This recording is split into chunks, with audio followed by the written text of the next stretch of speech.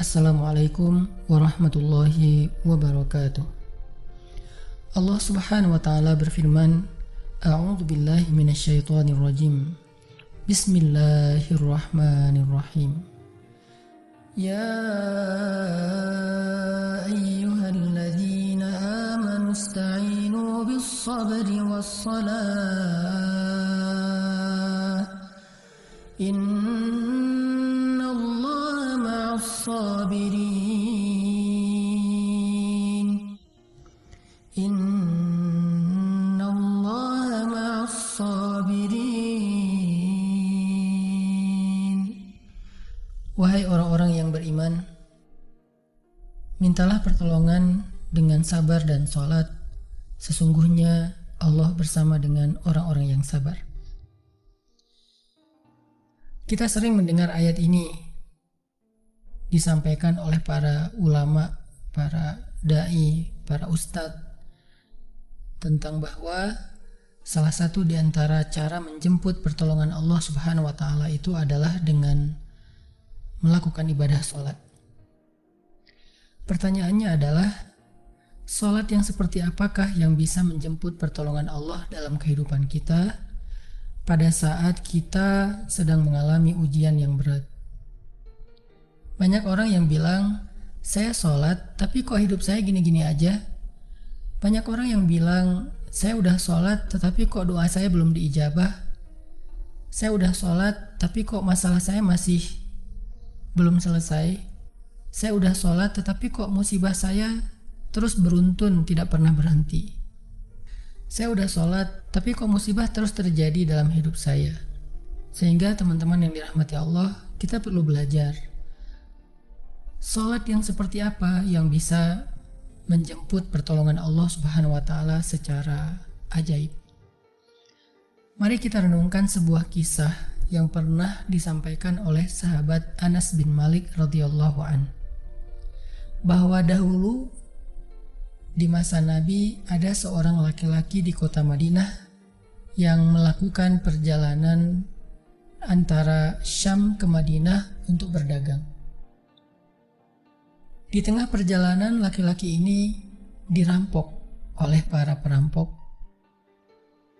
Dia diberhentikan oleh seorang laki-laki, kemudian hartanya diambil, lalu setelahnya laki-laki itu menghunuskan pedang kepada orang ini. Pedagang ini mengatakan, wahai fulan, jika engkau menginginkan hartaku, ambillah, tapi biarkanlah aku melanjutkan perjalanan. Perampok itu mengatakan, adapun harta itu sudah menjadi milikku. Sekarang aku menginginkanmu, aku ingin membunuhmu.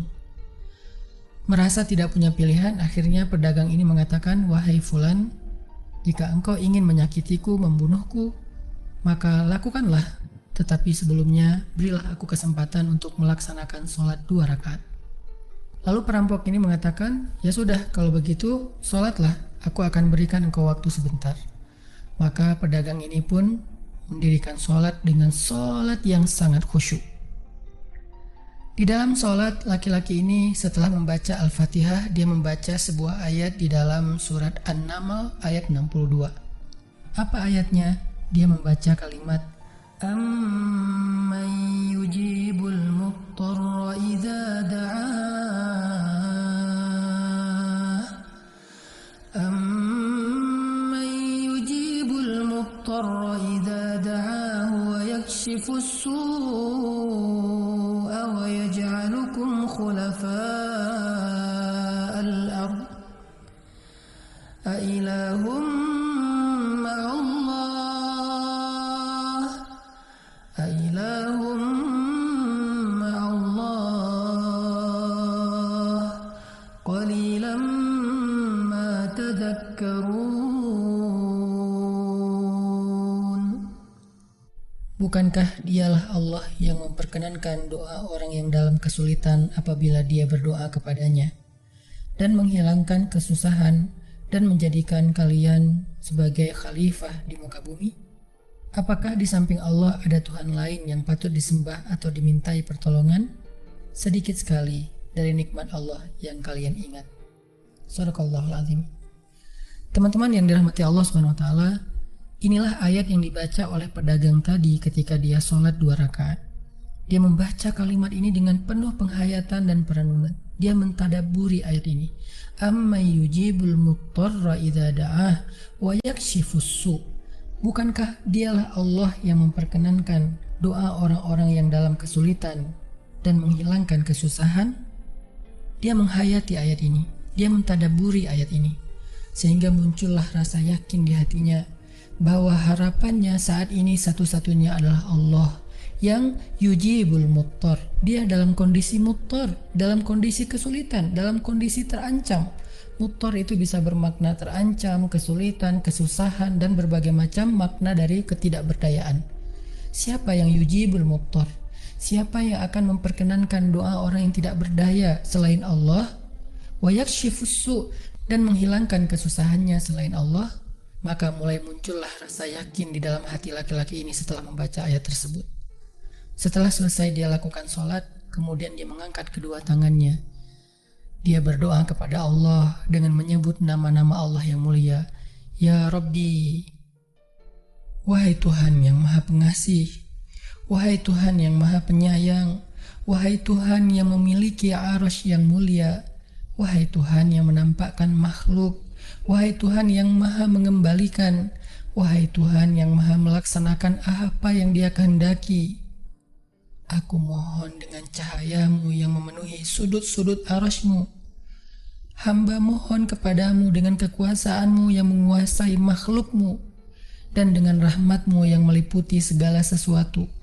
Tidak ada Tuhan yang berhak disembah selain Engkau, ya Allah. Wahai Tuhan yang maha penolong, tolonglah aku. Laki-laki ini berdoa meminta kepada Allah dengan menyebut kebesaran Allah di arasy, menyebut cahaya-cahaya yang dimiliki oleh Allah yang meliputi arasy-Nya yang mulia. Tiba-tiba setelah selesai berdoa, muncullah seorang laki-laki dengan pakaian hijau bercahaya. Dia mengendarai seekor kuda berwarna abu. Dia mengeluarkan pedang. Lalu perampok tadi mencoba untuk menyerang laki-laki berkuda itu. Tetapi laki-laki berkuda itu menendang dengan kudanya sehingga perampok ini terhempas, terjatuh. Kemudian laki-laki tersebut membunuh perampok itu seketika. Kemudian pedagang itu bertanya, "Siapakah Tuan?" Lalu penunggang kuda itu menjawab, "Ketahuilah, saya adalah malaikat yang turun dari langit ketiga. Ketika kamu berdoa kepada Allah kali yang pertama, kami para malaikat mendengar suara gemerincing dari pintu-pintu langit. Sehingga para malaikat bertanya-tanya, apa yang sedang terjadi? Tiba-tiba muncullah doamu yang kedua, hingga pintu-pintu langit terbuka dan nampaklah cahaya yang sangat benderang. Dan di doamu yang ketiga, datanglah malaikat Jibril kepada kami seraya berseru, siapakah di antara kalian wahai para malaikat yang mau menolong hamba Allah itu? Lalu aku memohon kepada Allah agar Ia mengizinkanku melaksanakan tugas ini. Wahai hamba Allah, ketahuilah, barang siapa yang berdoa dengan doa yang engkau baca tadi ketika dalam kesedihan, penderitaan, dan dalam keadaan sedang susah, maka Allah akan melepaskannya dari kesedihan dan akan menolongnya."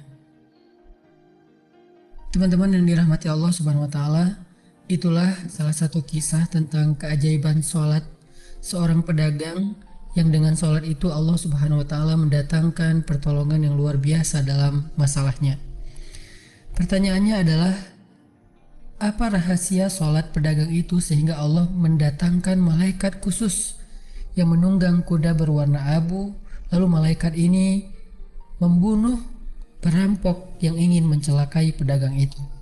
Salah satu rahasia dari sholat pedagang itu, kata para ulama, adalah dia melakukan ibadah sholat dengan ihsan. Seperti yang dikatakan Nabi tentang bab ihsan, an ta'budallah ka'annaka tarah fa'in lam takun tarah fa'innahu yarak. Ketika engkau beribadah kepada Allah, seolah-olah engkau melihat Allah. Jika engkau tidak bisa melihat Allah, maka yakinlah Allah melihatmu. Di sini Nabi mengajarkan kepada kita tentang sholat yang terkoneksi langsung dengan Allah Subhanahu wa Ta'ala. Terkoneksi dalam yakin dan iman sampai seolah-olah kita melihat Allah, Artinya ketika kita bisa sholat seolah-olah kita melihat Allah, lalu dengan kondisi seperti itu kita meminta pertolongan Allah dengan penuh keyakinan, itulah sholat yang mendatangkan pertolongan Allah. Atau kalau kita nggak bisa membayangkan bahwa kita melihat Allah karena itu memang sulit, maka yakinlah Allah melihat kita dan itu pasti. Artinya bahwa Allah itu pasti mendengar kita, melihat kita, dan sedang menunggu apa yang kita butuhkan. Maka orang yang bisa melakukan sholat dalam keadaan benar-benar seperti sedang bertemu dengan Allah, lalu dia meminta pertolongan Allah Subhanahu wa Ta'ala seperti pedagang tadi, maka sholatnya itulah yang disebut di dalam Al-Quran wasta'inu bis sabri was sholah, sholat yang bisa mendatangkan pertolongan Allah Subhanahu wa Ta'ala. Semakin sering kita melakukan sholat dengan ihsan, benar-benar seperti bertemu dengan Allah Subhanahu wa Ta'ala. Kalau kita nggak bisa ngerasain bagaimana cara menghayati kita melihat Allah, yakinlah Allah melihat kita. Dan kalau kita bisa mendawamkan ini dalam sholat 5 waktu dan dalam sholat-sholat sunnah kita yang lain, terutama sholat tahajud, maka insya Allah sholat kita sudah menjadi jalan keajaiban dalam kehidupan kita. Barakallahu fiikum.